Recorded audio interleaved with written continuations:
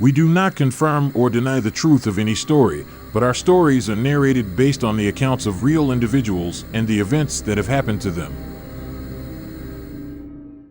All my dad wanted to do before he died was catch another steelhead trout.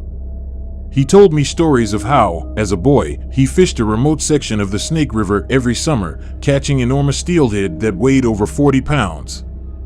But that was long ago, and he hadn't caught a trout in years. He was broke and dying of cancer from Agent Orange exposure in Vietnam, a sad man confined to a hospice with black mold growing on the walls and cockroaches crawling on the floors.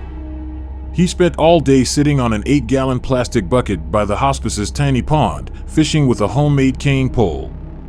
Its only piscine resident was a goldfish someone had released. He must have caught it 100 times. I wanted to help him, but I was broke too, didn't even have a working car. I tried to get him the VA compensation he was entitled to, but they just denied his claims over and over, even though I had all the required documentation. I begged my brother, who had a cabin along the Snake River, to come and take him fishing just once, but he always refused, making ridiculous excuses. He didn't seem to care. I don't remember him ever visiting our dad. I thought that he was going to die in that hospice without ever catching another trout. One morning, my brother called me out of the blue. Sounding frantic, he said that we could use his cabin for a few days. I rushed over to the hospice and told him that we were going to catch a steelhead.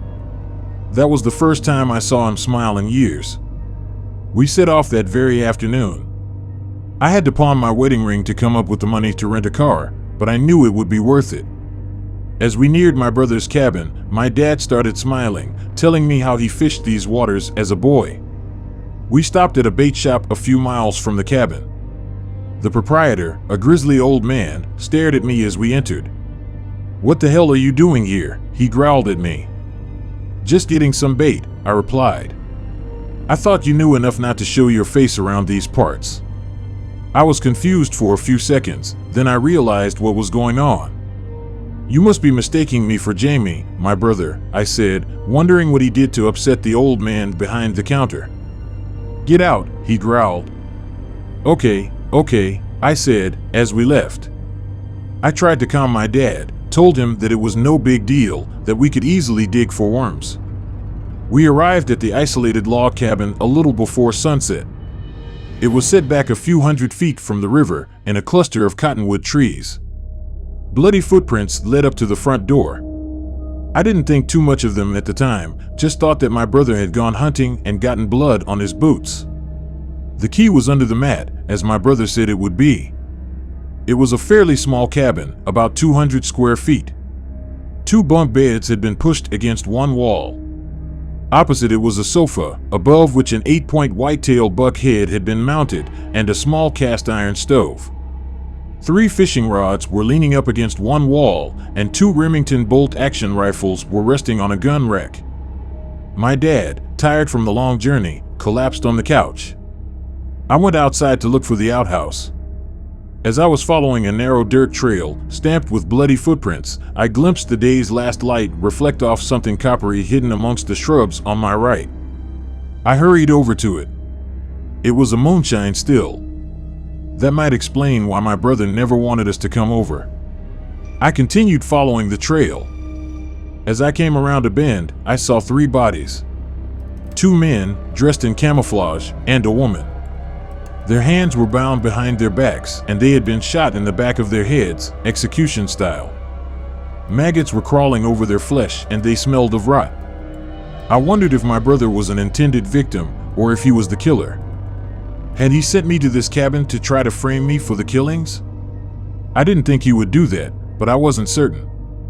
I just knew that we needed to get out of here. I sprinted back to the cabin and found my dad snoring on the couch. I tried to tell myself that it would be okay. I'd come up with some excuse for why we needed to leave. We'd take the rods and find a campground somewhere else along the river. We'd catch that steelhead. Suddenly, a shot rang out nearby. Just a hunter, I tried to reassure myself, just a hunter, but I didn't believe it. Then there was another, and the cabin's glass window shattered. I froze, but my dad jolted up and dashed to the gun rack. I glanced through the window and in the fading light saw 4 shadowy figures dressed head to toe in black, 3 armed with rifles, 1 with a pistol, making their way towards the cabin. Now armed, my dad knelt down by the window and started returning fire. "Get over here and help me, goddammit," he called. I won't lie, I was terrified. I had never served in the army like my dad, but I managed to get a rifle and joined my dad at the window. For several minutes, we traded fire. I was useless. I had been hunting a few times, but was a lousy shot. Thankfully, my dad could shoot and downed the 3 riflemen. The man with the pistol fired 1 last shot and then started running away. It was a lucky shot. He didn't even aim, but it somehow found its way through a crack in the logs and pierced my dad's throat. With my final shot, the only shot of mine that found its target, I downed the last gunman.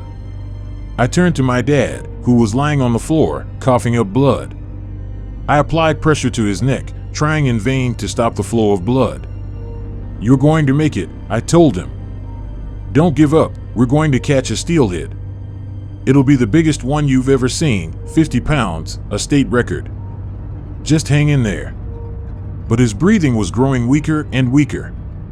He never did catch that one final trout. I hope you have enjoyed the story.